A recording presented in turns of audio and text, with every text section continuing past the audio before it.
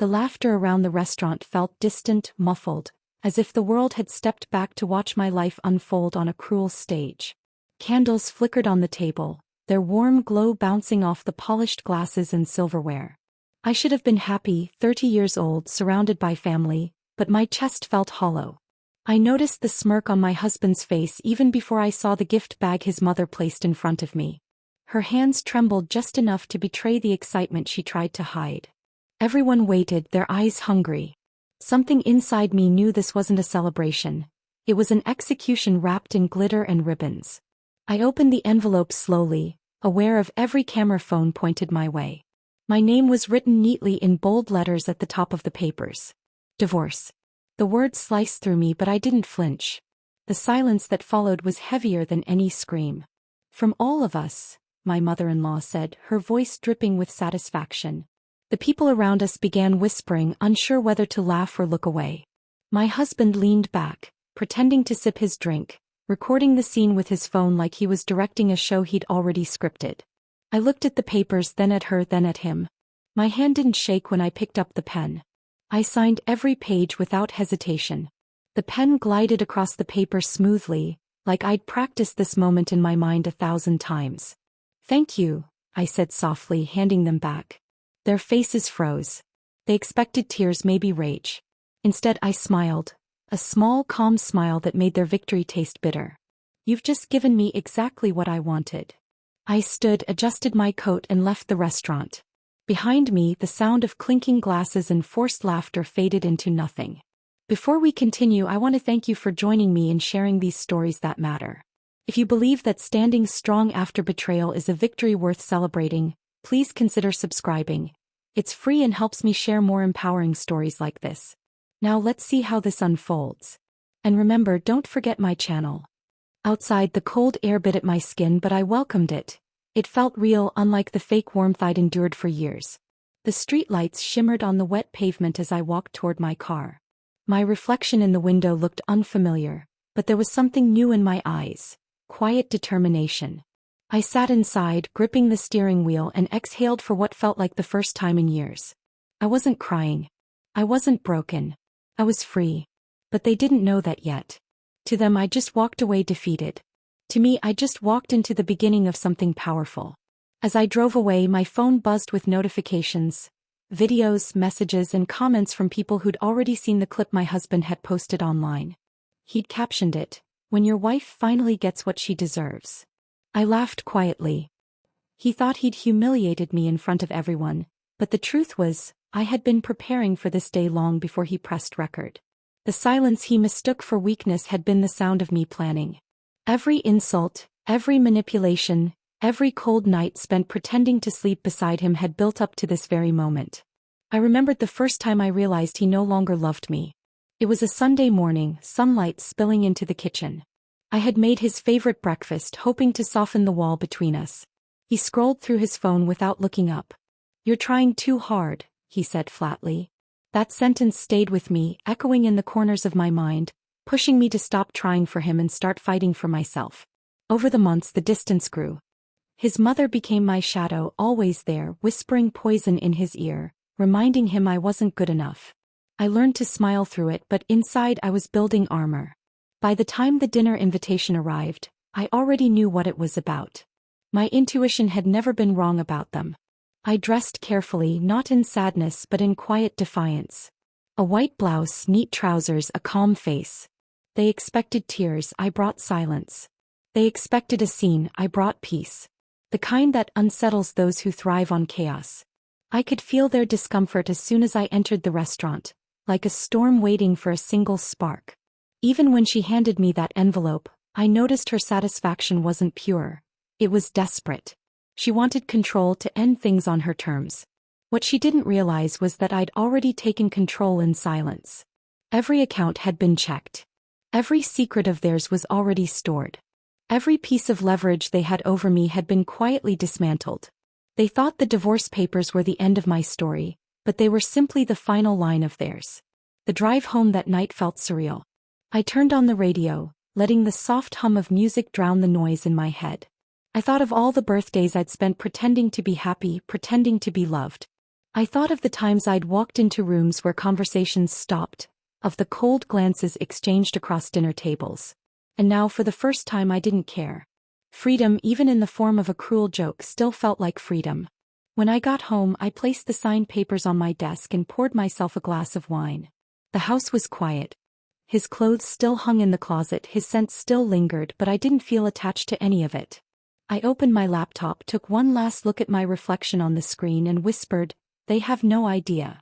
Because they truly didn't. While they laughed and celebrated their petty victory, they were standing on a cliff I'd been guiding them toward for months. I spent the rest of that night erasing traces of myself from their world. Changing passwords, closing accounts, locking files. By midnight, everything they thought they owned together was no longer theirs. My calm that night wasn't shock. It was satisfaction. They believed they had written the ending to my story, but all they did was sign their names under a chapter I'd already finished writing. That was the night I stopped being afraid of them. That was the night the quiet girl they underestimated finally took control of her own life. I woke up before sunrise, the faint light slipping through the curtains like a whisper of freedom. The house was silent, almost too silent, but I could still feel the echo of the laughter that haunted me from the restaurant. That night had ended their game, but it was only the beginning of mine. The papers they handed me weren't a symbol of defeat, they were my release papers. I stood by the window, coffee warming my hands, and watched the sky turn from gray to gold. It felt poetic somehow that the day after my supposed ruin, I felt more alive than I had in years. The first thing I did was open the drawer beneath my desk. Inside lay a small black notebook filled with dates, numbers, and neatly written initials. Every line represented a piece of their arrogance, every page a record of their mistakes. I had spent months collecting information quietly, pretending to be the obedient wife while documenting every shady deal, every lie, every whispered insult they thought I'd forgotten. Revenge wasn't born out of one night. It had been simmering, patient, and deliberate, like a storm gathering behind calm skies. I remember the day I decided to start documenting. It was last winter, after one of his silent treatments stretched into a full week. I had walked into his office to leave dinner on his desk and found him laughing on the phone with someone he called darling. He didn't even bother to lower his voice. That was the moment I stopped asking why he'd changed and started preparing for when I would. The next few weeks were filled with quiet missions. While he slept, I copied files from his laptop to a hidden flash drive.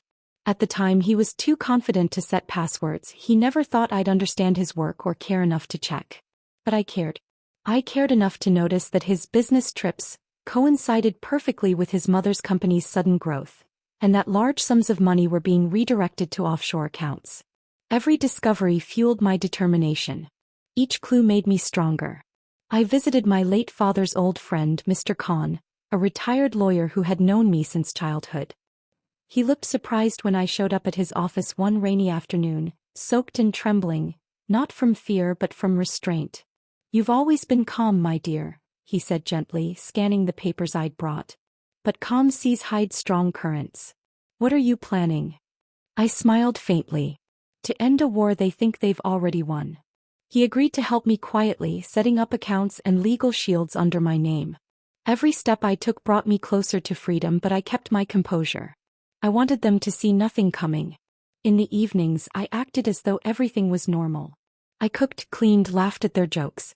My mother-in-law would often drop by unannounced, inspecting the house like she owned it. She would walk through the rooms with sharp eyes, looking for flaws to pick at. "You could try harder," she'd say, brushing invisible dust off a shelf. I'd nod politely, hiding the satisfaction that grew with every insult. Every word she threw at me was another brick in the wall I was building between us. Sometimes, late at night, I would sit by the living room window listening to the clock tick. It reminded me that time was on my side. Revenge wasn't about rage, it was about patience. People like them believed control was permanent. They never imagined the one they underestimated most could be the one to bring them down. The emotional weight of it all wasn't easy to carry. There were nights when doubt crept in, whispering that maybe I should just leave quietly. But then I'd think of all the times I'd been silenced, dismissed, or made to feel small for daring to speak. That thought steadied me. My revenge wasn't just for me. It was for every version of myself they'd tried to erase. One afternoon, about a month before the dinner, I stopped by my husband's office. He wasn't there, but his assistant greeted me with a nervous smile. "He's out meeting clients," she said. Her tone was rehearsed, but her eyes told a different story. I noticed a photo on his desk. Him and the same assistant smiling a little too closely. I didn't confront her. Instead, I simply thanked her and left. I'd learned that silence unnerved people more than anger ever could. By the time the dinner invitation came, every piece of the puzzle was in place. I had all the bank transfers documented, the evidence of his infidelity secured, and a copy of the company's internal records showing how his mother had used illegal means to shift profits. My plan wasn't just to walk away. It was to make sure their empire collapsed under the weight of their own greed. On the morning of my birthday, I felt strangely calm. I dressed slowly, choosing a pale blue dress, the color of serenity. I told myself I would not break character. No matter what they did, no matter how cruel the spectacle became, I would not give them the reaction they craved. My plan depended on it. After the dinner, when I left the restaurant, I didn't go home immediately. Instead, I drove to Mr. Khan's office. It was late, but he was still there. "It's done," I told him, placing the signed papers on his desk. He looked at me quietly, a faint pride in his eyes. "Then it begins," he said. We spent hours going over the final details. Timelines, filings, and letters that would be sent out over the next few days. I felt the kind of calm that comes only when you've stopped fearing what others think of you. The next day, I went through my routine as if nothing had happened. But when the doorbell rang that evening and I saw the courier standing there with a legal envelope, I felt the first ripple of satisfaction. It was the notice, my notice. The beginning of the storm. My husband and his mother would soon realize that their little prank had triggered something they could never undo. I walked back inside, holding the envelope close, and sat down in the living room. The quiet hum of the refrigerator filled the silence. I thought of all the times they had laughed at me, the way they looked at me like I was nothing but decoration in their picture-perfect family. Now I was the one holding the brush, ready to repaint the entire image. That night, as I stood on the balcony watching the city lights shimmer below, I whispered to myself, "This is just the beginning." And it truly was. They had handed me my freedom, but they had no idea they'd also given me the weapon that would destroy everything they stood for. The evening air was thick with humidity when the first call came. I was standing by the window, the city's glow flickering like restless thoughts in my mind. My phone vibrated again and again, his name flashing on the screen. I didn't answer. I didn't need to. The first step of my plan had already started unfolding without me saying a word. Somewhere across town, my husband was watching everything he had carefully built begin to slip through his fingers. And for once, I didn't feel guilty. I felt powerful, terrifyingly calm and powerful. I walked to the kitchen, poured myself a glass of water, and let the sound of the ice cracking fill the silence. My reflection in the glass door looked different now. No longer fragile, no longer unsure. The woman staring back at me was steady, her expression unreadable. The first article had gone live that morning. A small local blog had picked up the leaked files about his secret investments and tax evasion. By afternoon it was everywhere. His name trended for all the wrong reasons. I hadn't needed to bribe or push anyone. The truth had its own gravity. All I had done was nudge it into the light. By the time night fell, his mother's empire began to wobble. Her phone must have been buzzing non-stop, reporters calling, old business partners demanding explanations. I could almost picture her pacing the marble floors of her house, that perfect composure cracking bit by bit. She had spent years perfecting the art of humiliation, and now she was the one being discussed in whispers she couldn't control. I didn't smile, I didn't need to. Some victories are too sacred for celebration. The next morning I woke up to a knock on the door. For a second I hesitated before opening it. My heart raced, not with fear but anticipation. It was Mr. Khan's assistant, holding a folder and a calm smile. "It's time," she said simply. Inside the folder were the finalized documents. Official requests to freeze the assets tied to their joint ventures. Every detail was legal, every signature perfectly timed. I signed quietly, my hands steady. When she left, I stood there for a long moment, feeling the weight of it all settle in. It wasn't about revenge anymore. It was about balance. About justice finding its way home. By noon my phone buzzed again. This time it was a message from an unknown number. "You think you've won? This isn't over." It was him. I stared at the words, my lips curling into a faint smile.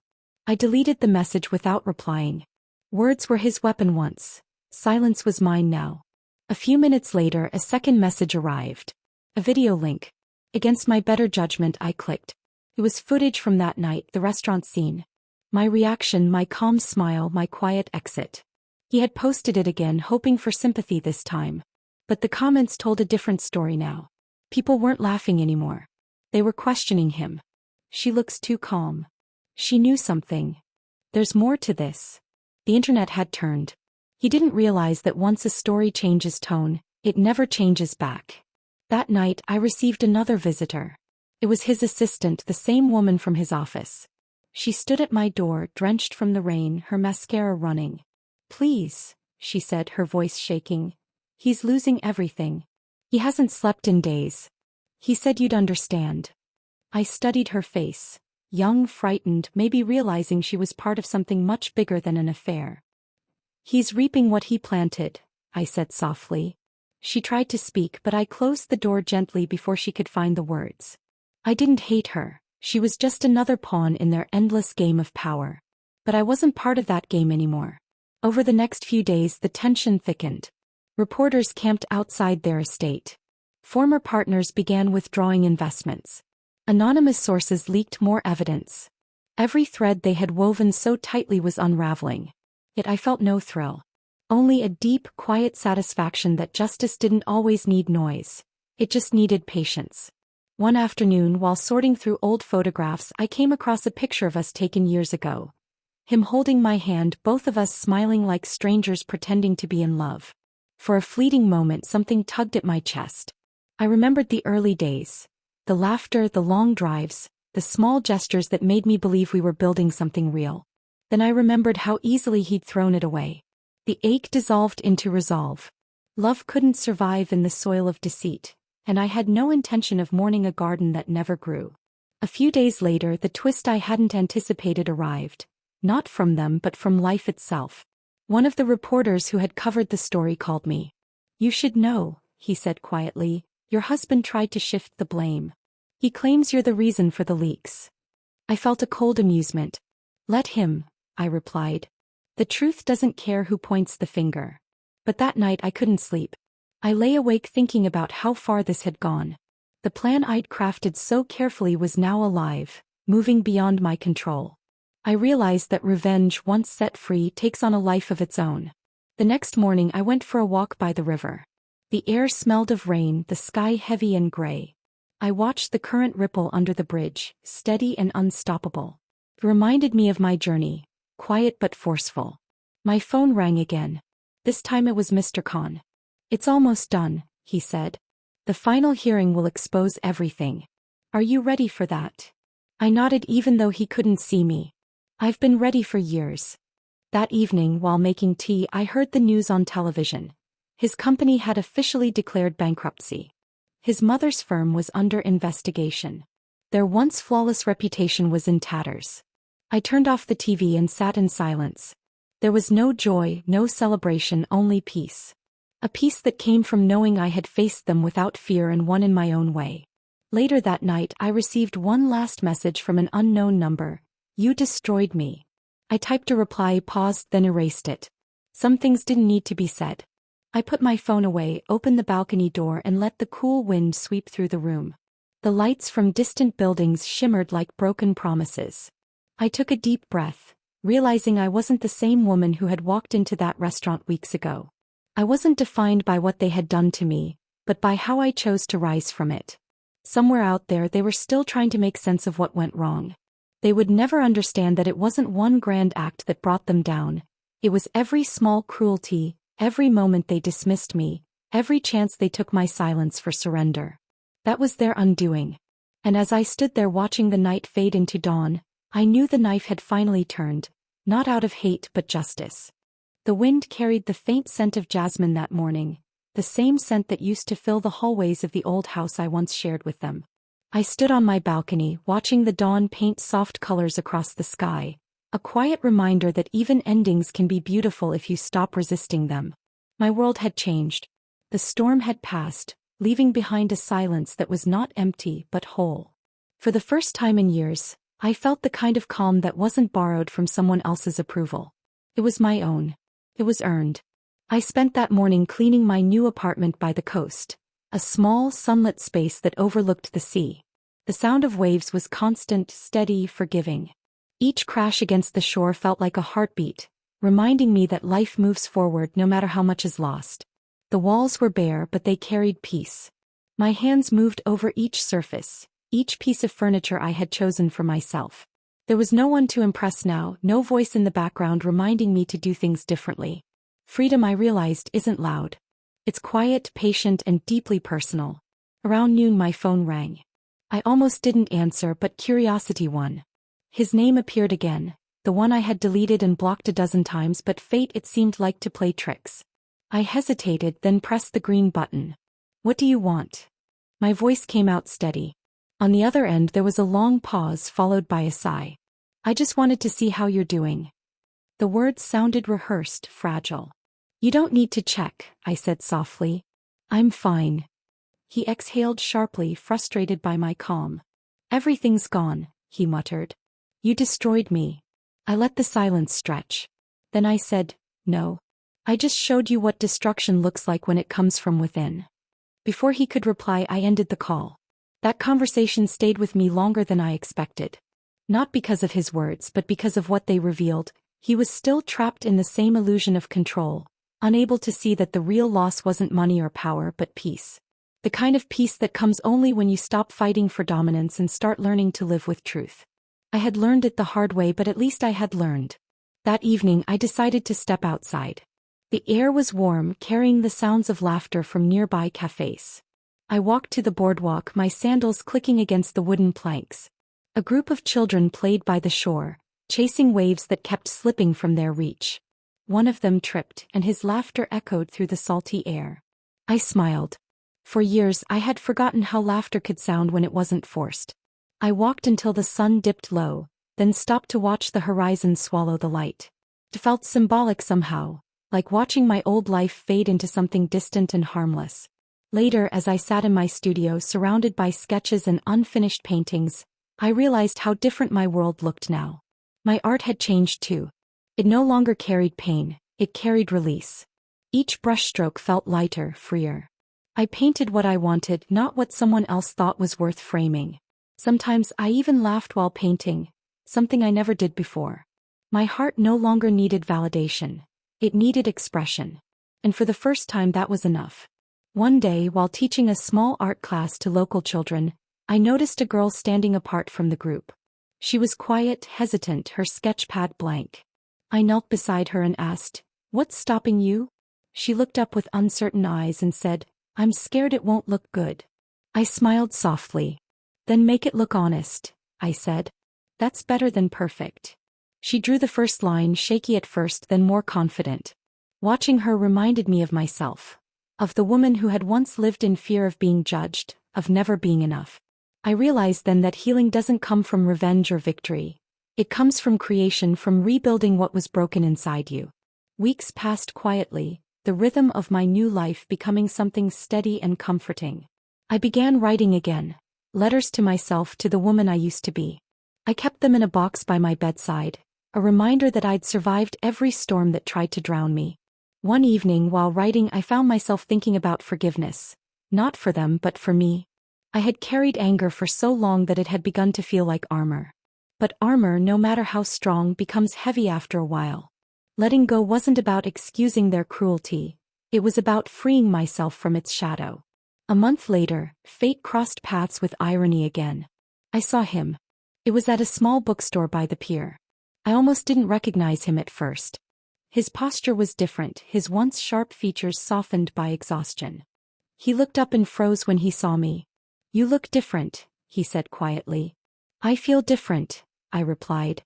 There was no anger between us now, only the faint awareness of two people who had learned their lessons in different ways. He searched my eyes for something, maybe regret, maybe nostalgia, but found neither. "Do you ever miss it?" he asked. "No," I said. "I miss who I could have been if it had been real."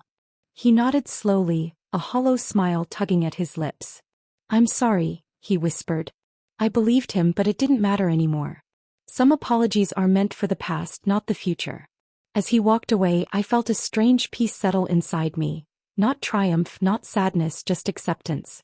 We had been two people bound by illusion, and now finally we were free of it.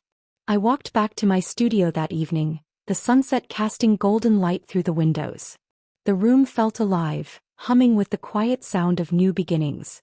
I picked up my brush and began to paint again, this time without thought, letting colors flow where they wanted. It wasn't about control anymore. It was about surrender. Before I knew it, hours had passed. When I finally stepped back, I saw what I had painted. A woman standing by the sea, her back to the viewer, her hair caught in the wind. There was no sadness in her stance, only quiet strength. I smiled because I knew exactly who she was. She was me, no longer the victim of someone else's story, but the author of her own. If this story of sweet revenge had you on the edge of your seat, hit that like button right now. My favorite part was when Megan served those personalized cocktails, knowing exactly what was coming next. What was your favorite moment? Drop it in the comments below. Don't miss more thrilling stories like this. Subscribe and hit that notification bell so you never miss an upload. Remember revenge swap, don't forget revenge swap. That night, as I stood by the window watching the tide roll in, I whispered a quiet thank you to the version of myself who never gave up, who endured, who learned to rise. The waves below shimmered under the moonlight, endless and alive.